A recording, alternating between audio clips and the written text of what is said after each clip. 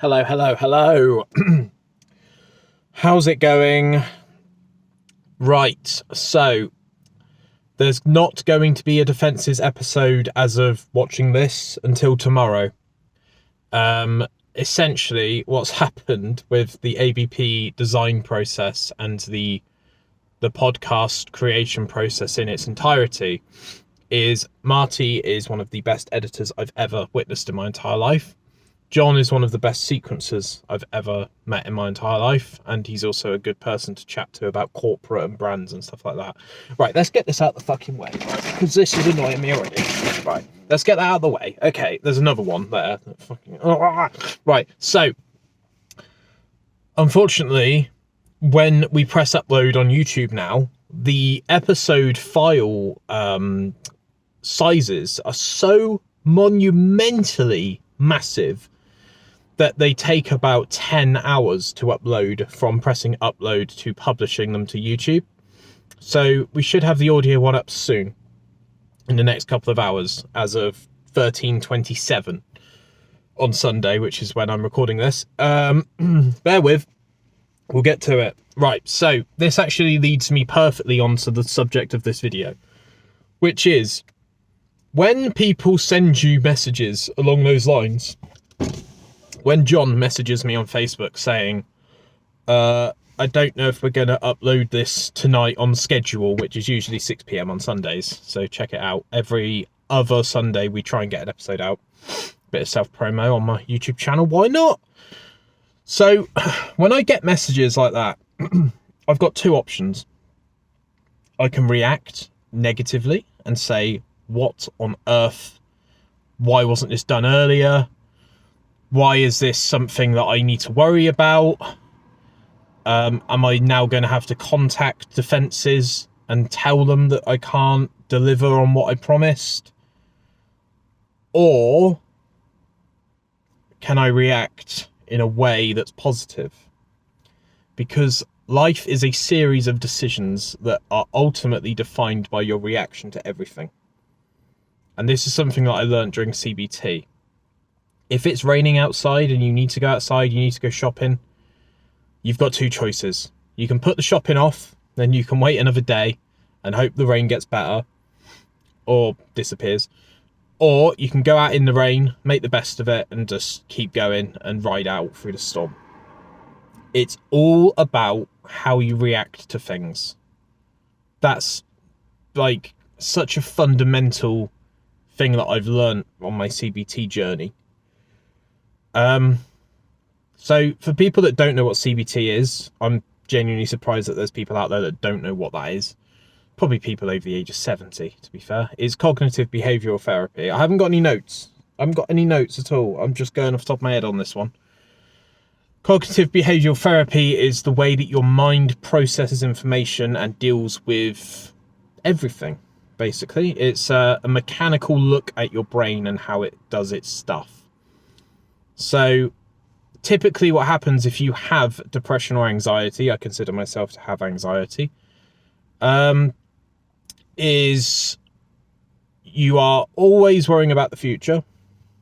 You are very, very rarely living in the present moment because you're just too busy into the hedonic future of short-term gains, which, you know, you can swim about in that pool for a bit, but you don't want to live there.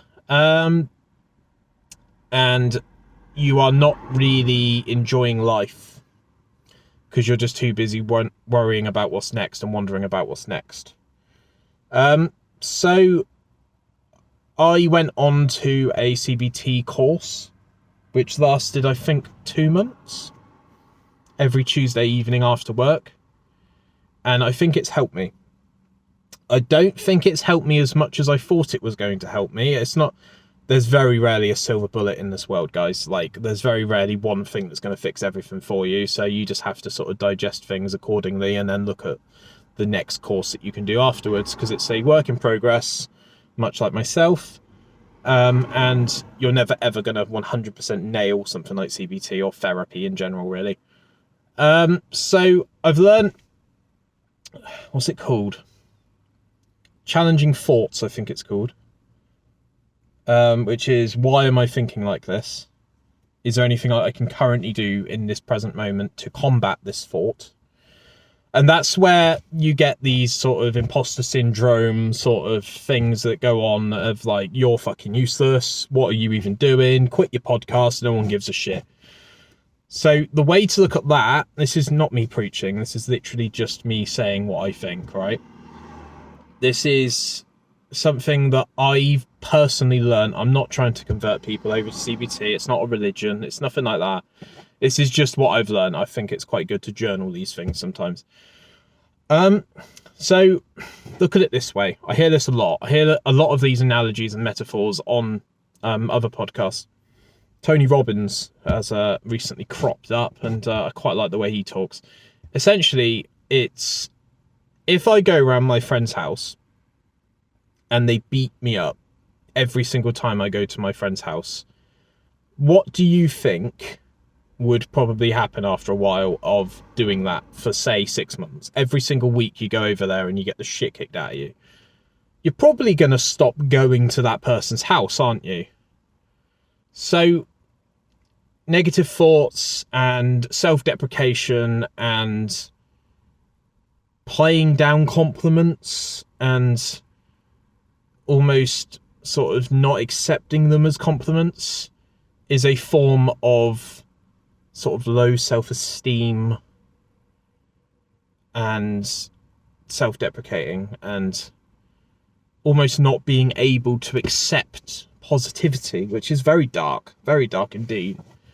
So something that I said to myself in the middle of last year, I said it actually in the beginning, I said it in, I think it was Villion, Pokemon Go video I did. I said I wanted to be able to calm down in 2023, and I do feel for the most part that I have at least acknowledged the ability to calm down. But I will say this, people that can just sit by themselves without any technology, without any sort of visual or hearing aid, or like when I sit down and I haven't got a phone next to me, I usually read a book. People that just sit there with their own thoughts, with no physical object or virtual object, you guys scare the shit out of me. Like, how does anyone just sit there like this?